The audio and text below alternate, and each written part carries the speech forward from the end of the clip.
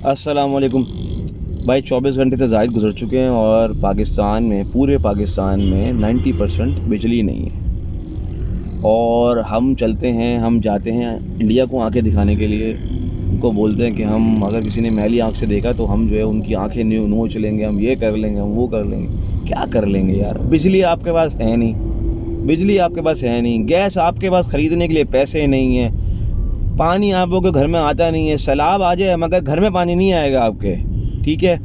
अब आप आते हैं ज़रा आगे कि बिजली गई क्यों है। बिजली जाने का मेन रीज़न क्या है?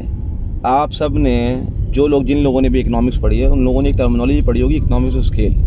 इकनॉमिक्स ऑफ स्केल ये टर्मिनोलॉजी है, वो ये कहती है कि आप कम से कम पैसा लगाएं और ज़्यादा से ज़्यादा रेवेन्यू कमाएं। हर बंदा ये चाहता है कि भाई ऐसा कोई बिज़नेस मिल जाए हमें जिसमें कम से कम पैसा लगे और ज़्यादा से ज़्यादा प्रॉफिट हो।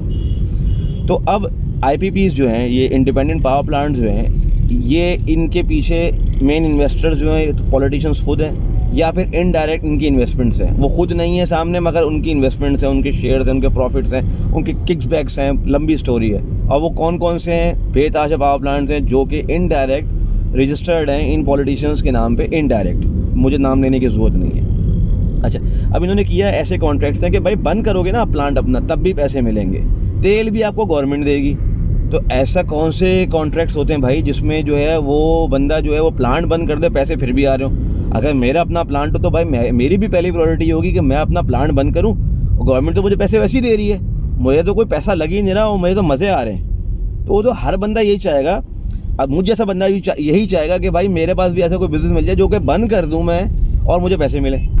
तो अब इन्होंने किया ये कि आपकी डिमांड थी 8000 मेगावाट, सर्दियों में वैसी डिमांड गिरी हुई है, 1/4 डिमांड हुई हुई है, आपके 8000 मेगावाट की डिमांड हुई हुई है और आप प्रोड्यूस कर रहे हो 6000 मेगावाट। तो अब मैं आपको मिसाल से समझाता हूँ कि लेट्स से वो आपके घर में जो है वो 1 टन का AC लगा हुआ है और आपके पास जो जनरेटर है ना वो है वो इतना जो छोटा जनरेटर है वो 1 टन की कैपेसिटी के AC को चला नहीं सकता। तो अब आपने पहले तो जनरेटर चलाया, आपने लाइटें ऑन कर दी, आपकी ज़िंदगी सुकून से गुजर रही है। अब कोई आया, उसने कहा गर्मी ज़्यादा लग रही है, उसने AC चला दिया। वो जैसी AC चलाएगा क्या होगा? जनरेटर ट्रिप कर जाएगा, ठीक है। हमारे साथ भी यही हुआ है। हुआ ये है कि कैपेसिटी जो बनाने की है वो है 6000 मेगावाट, कैपेसिटी ज़्यादा है, keep that in mind, capacity ज़्यादा है मगर बना रहे हैं 6000 मेगावाट कम से कम बिजली। डिमांड है 8000 मेगावाट की।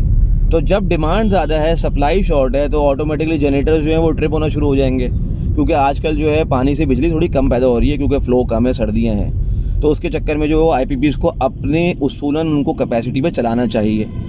अच्छा, अब किसी नून लीगी से मेरी बात हो रही थी तो उन्होंने कहा कि इमरान खान के टाइम में भी तो लाइट गई थी।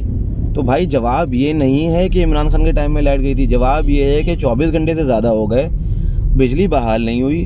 दूसरा मेरा उनसे एक क्लेम है कि मुझे ये बताइए कि आपके वज़ीर दिफ़ा ने, ठीक है ना, वज़ीर दिफ़ा ख्वाजा आसिफ ने ये क्लेम किया था 2 हफ्ते पहले प्रोग्राम के अंदर कि हो सकता है कि लाइट चली जाए पाकिस्तान के अंदर और हमारे पास पैसे नहीं हैं तेल ख़रीदने के।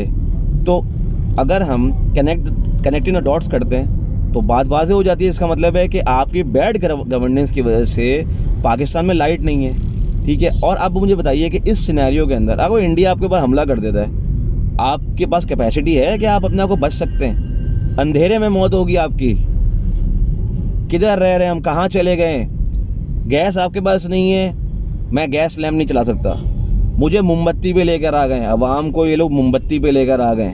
2023 के अंदर लोग आगे जा रहे हैं, आर्टिफिशियल इंटेलिजेंस की बातें हो रही हैं, जॉब्स ख़त्म हो रही हैं इसलिए कि आर्टिफिशियल इंटेलिजेंस जो है वो सुपरसीड कर रही है इंसान को। और हम क्या कर रहे हैं? मोमबत्ती पे लेकर आ गए भाई अवाम को। थ्रू आउट कल मैं नोट करता हुआ आया, शाम में कोई काम नहीं था, दुकानें खाली पड़ी थी, अंधेरा था।